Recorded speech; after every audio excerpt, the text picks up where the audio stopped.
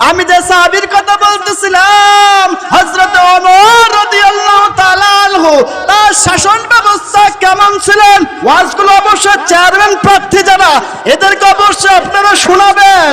এই হযরত ওমর রাদিয়াল্লাহু তাআলা আনহুর শাসন ব্যবস্থা এমন ছিল, হযরত ওমরের একজন সন্তান ছিল, সন্তানটার নাম হলো আবু শাহমার। নাম কি? আবু শাহমার। এই আবু শাহমার একবার মদ খেয়ে ফেললেন। আরবের মানুষ নাবিস খেত।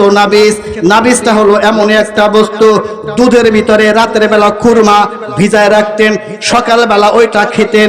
কিন্তু ওইটা যদি 4 থেকে 5 দিন পর্যন্ত একত্রিতভাবে থাকতো তাহলে ওটা মদ হয়ে যেত।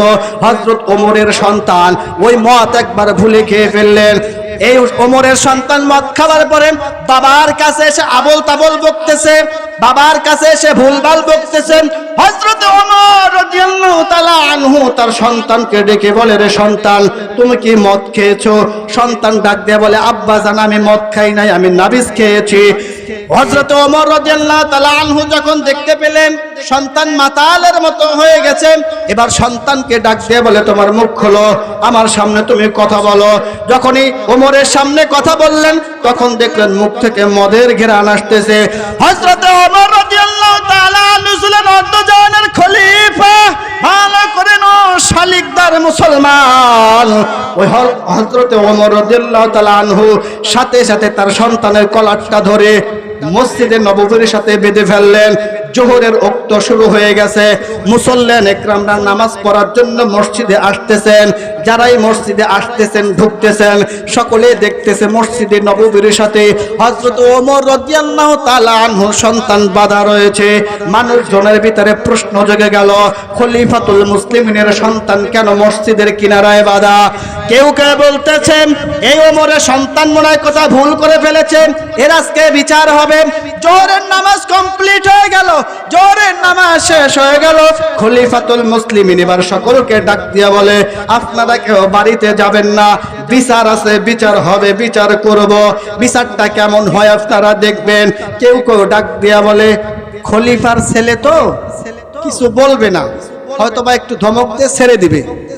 আমাদের সমাজে যদি কোনো চেয়ারম্যানের সন্তান চুরি করে বা জেনা করে, কোনো মেয়ের ইজ্জতকে যদি লুটে খায়, এ যদি পরে ধরা খায়, ওই চেয়ারম্যান কি ওই সন্তানের বিচার কখনো করে? আওয়াজ দান করে? কখনো করে না। কেন করে না? সে আমার সন্তান, ঠিক না? টাকা পয়সা আছে, ক্ষমতা আছে, ক্ষমতার বড়াই দেখায় সন্তানকে ওখান থেকে নিয়ে যায়। অথবা যদি কোনো ধনবাদ্যবান ব্যক্তি সন্তান যদি এরকম আকাম কুকাম করে, আকাম কুকাম করার পরে টাকা পয়সা আর ক্ষমতার বল দেখায় ওখান থেকে সন্তানকে নিয়ে যায়, বলেন ঠিক কিনা? কিন্তু তাদের থেকেও তো ক্ষমতাবান বেশি ছিল হযরত ওমর, বলেন ঠিক কিনা? এই হযরত ওমর কি করলেন? নামাজের পরে সব মুসল্লিদেরকে বসাই দিলেন। কেউ কেউ বলতেছে খলিফার সন্তান তো কিছু বলবে না, কিছু ধমক দেয় তো বা ছেড়ে দিবে। আবার কেউ কেউ বলে 80টা বেতের বাড়ি না দিলেও 40টা দিয়ে ছেড়ে দিবে। কেউ কেউ বলে 40টা না দিলেও 20টা বেতের বাড়ি দিয়ে ছেড়ে দিবে। আবার কেউ কেউ বলে কোনো কিছুই বলবে না। আবার কোন ব্যক্তি বলে এই হলো ওমর, কোনো ছাড় নেই। আল্লাহর বিধানের আগেই কিন্তু হযরত ওমরের লাঠি চলতো, হযরত ওমরের কথা চলতো। ও শালিকদার মুসলমান, ভালো করে শুনেন, হযরত ওমরের শাসন ব্যবস্থা কেমন ছিল। নামাজের পরে সব মুসল্লিদেরকে বসাই দিলেন। নামাজের পরে সব মুসল্লিদেরকে বসানোর পরে খলিফা সন্তানের বিচার শুরু করলো। তুমি মদ খেয়েছো কেন? সন্তান বলে আমি মদ খাই নাই। ওমর বলে তুমি মদ খেয়েছো। এই কথা বলে এবার জল্লাদকে বলে, জল্লাদ যাও চাবুক নিয়ে আসো। জল্লাদ চাবুক নিয়ে আসলেন। জল্লাদ চাবুক আনার পরে হযরত ওমর বললেন, আবু শাহমাকে এবার মায়ের শুরু করো। 80টা ডোরজা করতে হবে। কয়টি মারতে হবে? এই 80টা বিধান কার? আওয়াজ দেন, কার? আল্লাহর হুকুম অমান্য করার কোনো সুযোগ নাই। আল্লাহর হুকুম অমান্য করা যাবে না। আল্লাহর হুকুমের উপরে অটল ছিলেন হযরত ওমর। জল্লাদকে বললেন মায়ের শুরু করো। জল্লাদ এবারে মায়ের শুরু করলেন। 1 2 তিনটা বাড়ি যখন মারলেন, গায়ের যত শক্তি ছিল জল্লাতের ওই শক্তি দিয়ে মারি শুরু করলেন। হযরতে ওমর যখন তিনটা বাড়ি দেওয়া হয়ে গেল, জল্লাদকে একটা ঠেলা মারে দিয়ে দূরে সরাই দিলেন। এবারে বললেন, জল্লাদ তুমি কি চাকরি বাঁচাও নাকি বিচার করো? জল্লাদ বলেন, আমি তো আমার গায়ের শরীর দিয়ে আপনার সন্তানের গায়ে আহত করলাম, আপনার সন্তানের গায়ে চাবুক মারলাম। ওমর বলে, তোমার মায়ের আমার পছন্দ হয় নাই। ভালো করে শুনবেন, ওমর কি বলে? তোমার মায়ের আমার পছন্দ হয় নাই। তোমার কাছে মায়ের হয়েছে তিনটা, আমার কাছে মায়ের হয়েছে একটা। মদিনার শহরে তখন সব থেকে শক্তিমান পুরুষ ছিল হলো হযরতে ওমর।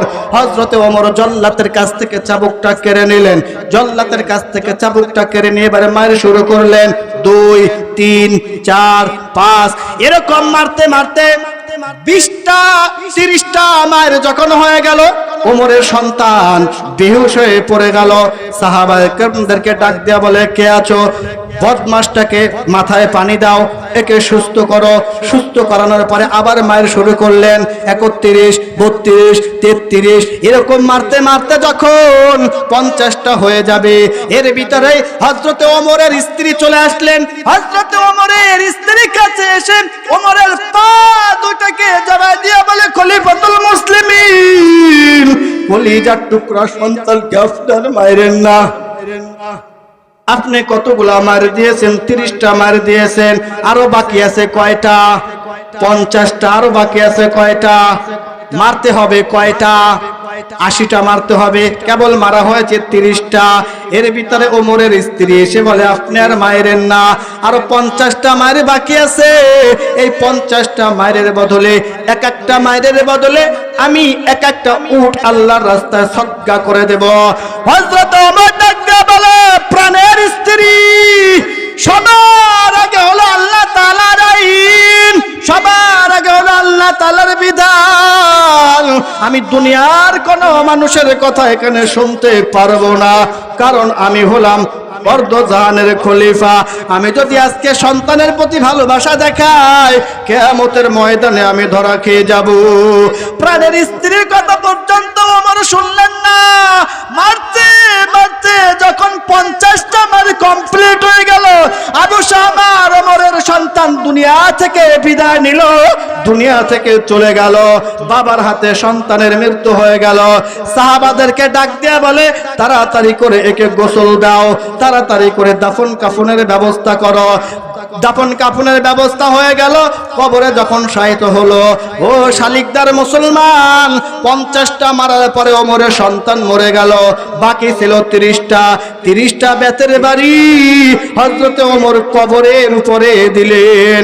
কবরের উপরে বাকি 30টা বেতের বাড়ি দেওয়ার পরে আল্লাহ তাআলার কাছে ডাক দিয়া দোয়া করেন, মালিক, কিয়ামতের ময়দানে তুমি আমারে জালিম বাদশাদের কাতারে দাঁড় করাইতে পারবা না। আমার নিজের হাতে সন্তানকে আমি মেরে ফেললাম শুধুমাত্র ভুল করার কারণে, দেশের আইনের বিরুদ্ধে কাজ করার কারণে।